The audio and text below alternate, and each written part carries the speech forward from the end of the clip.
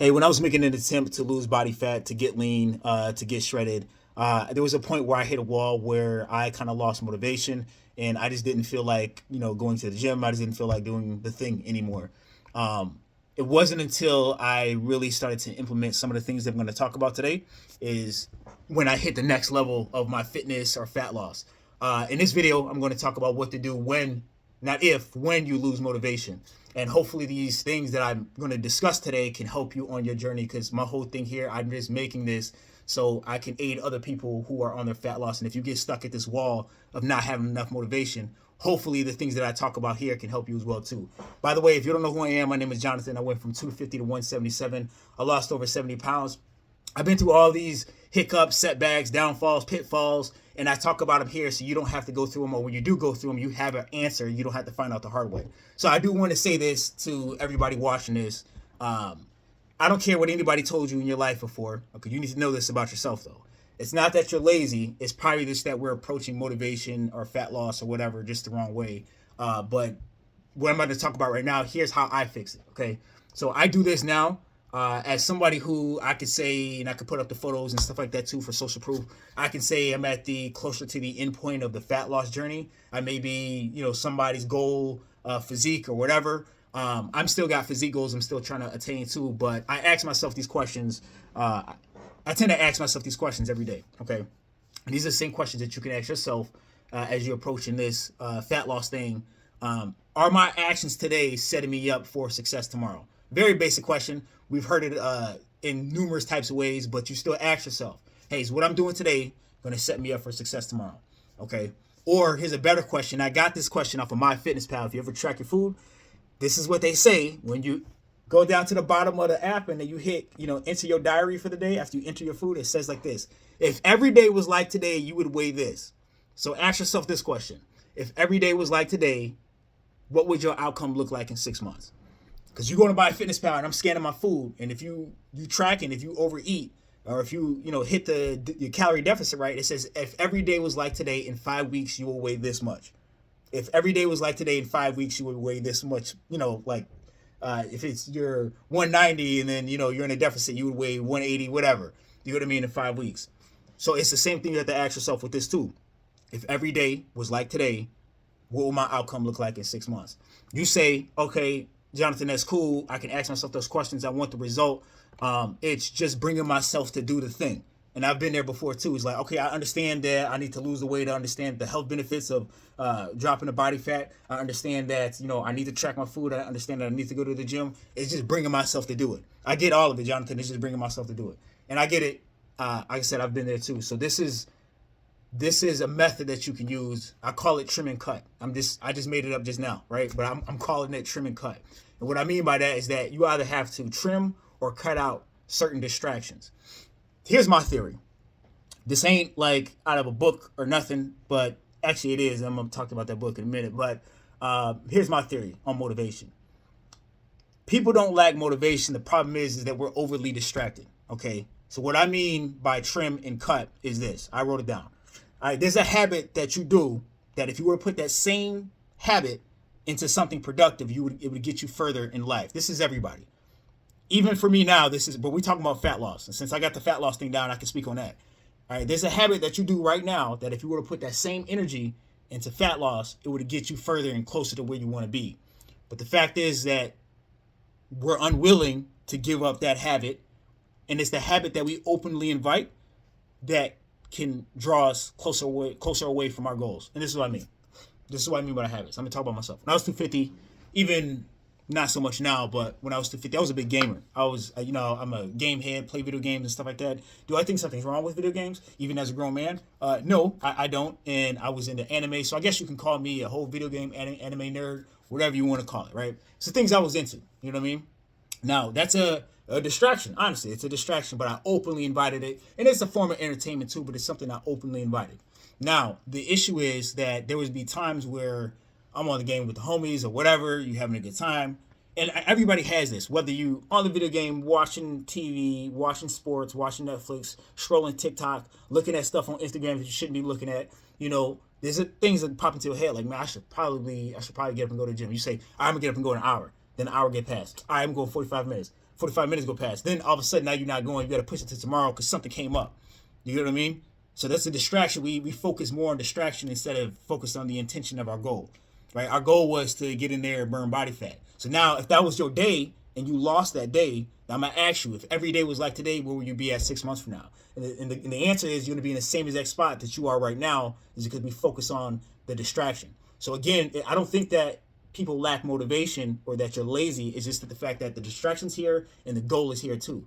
And since the distraction requires no work, it's easier to tap into the distraction than it is to tap into the goal. So what we want to do is replace the distraction with the goal.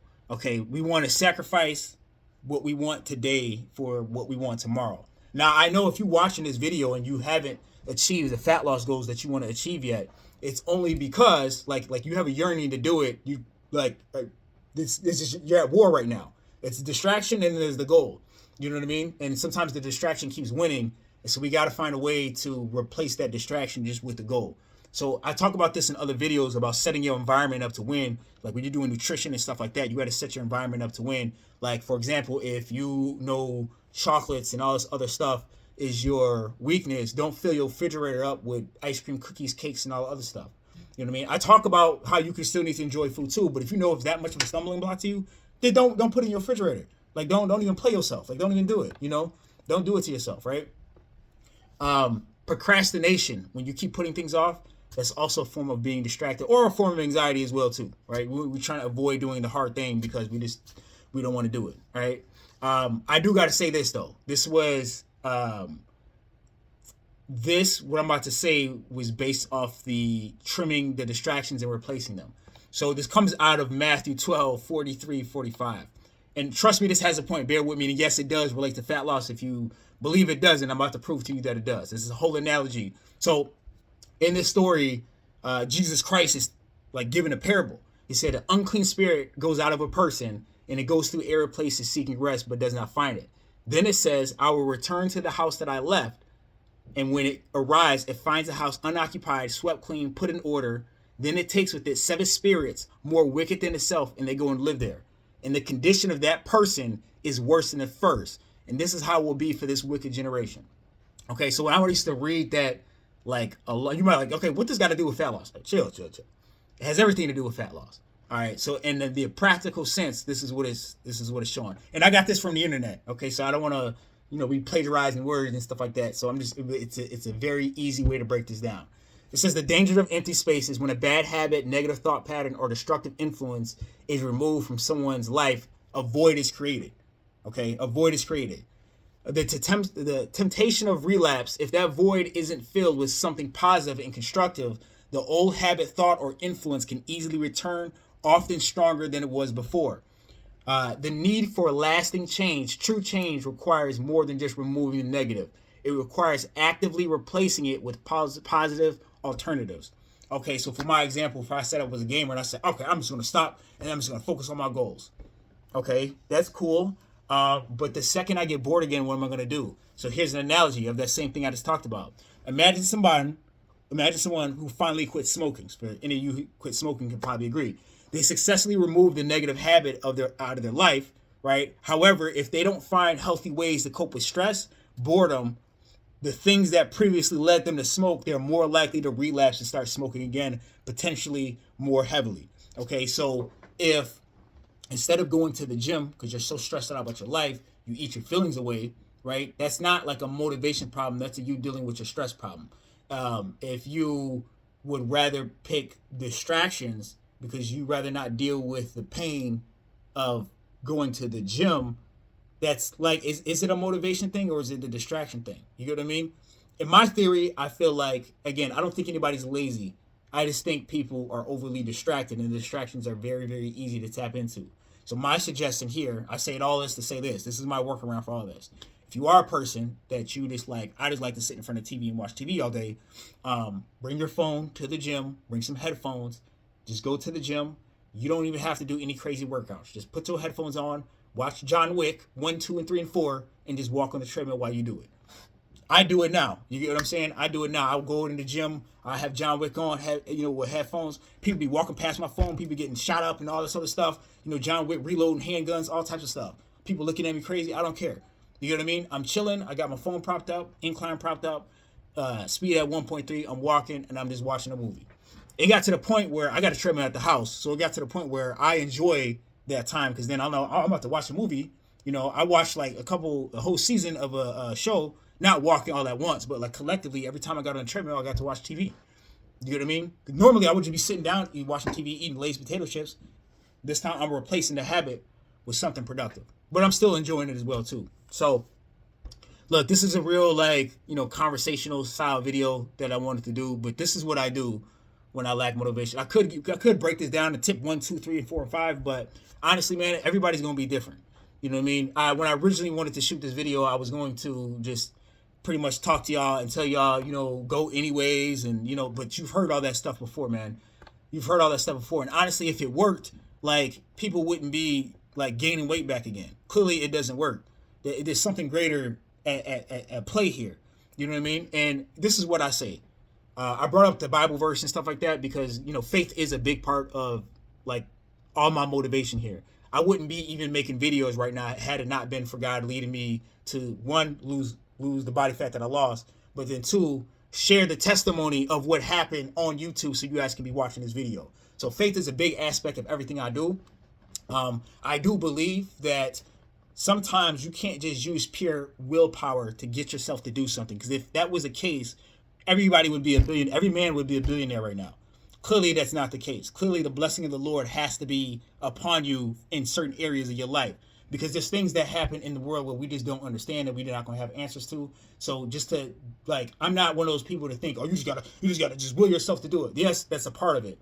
God gives us the willingness. If you're watching this, you have the willingness to work out. I'm sorry, you wouldn't have clicked on a fat loss video if you didn't have the willingness to work out. So if you wonder if that's you, yeah, that's you. I don't care if you started already, if you halfway through, if you've already achieved it, you already have the willingness downloaded in you to want to do the thing. It's just taking the action steps to do it. So if you're watching this video, unless you clicked on it by accident, and if that's the case, you didn't click on it by accident, like, you have the willingness to do it. You get what I mean? That willingness comes from God. Like, eyes to see, ears to hear, both are the blessing from the Lord. I'm not confused on where my strength and my ability comes from. I wake up every single day. I can't make myself wake up. Can't make myself see. I can't make myself hear. So in terms of motivation as well, too, I know I'm connected to a higher source that's giving me life in my lungs every single day to go out there and do the thing. So if my whole God-given purpose is for me to make these videos or do something else in the world, me being unhealthy and out of shape doesn't help that purpose. Okay, that's just the main thing for me. This is the guiding thing for me. So now I don't know where you guys are at. I'm saying it's not my job to convince you to do anything. I'm just saying that in terms of like the stuff that drives me now is a higher purpose beyond just like, yes, being shredded is cool. But let's be honest, bro. Like, I'm gonna be real with y'all. No one really cares, bro. Like, no one really cares that I got a six pack. Not really. They're like, it's like some good likes on Facebook and maybe YouTube, but don't nobody really care like that. There has to be something of a higher purpose, man. So like, if you call to get your body in shape, is because you're connected to other people. You're going to get in shape because if you're going to have a family, you want to be around for a long time. You can't fulfill the purpose that God has for your life if you die at 50 years old from high cholesterol because you've been pretty much drinking butter and not been doing anything with your muscles or with your body at all, but just abusing it. The body doesn't last long when you just abuse it. You get what I mean? So you are called to take care of your body. So that's pretty much it. I'm going to stop preaching at y'all, stop getting on my soapbox, but that's pretty much it. These are the things that I use to motivate myself. You know what I mean? I'm being 100% transparent of what I actually do. So I hope these things work. So now if you're watching this, just know you need to trim and cut some distractions and start to replace them with the positive ones. So peace. Thanks.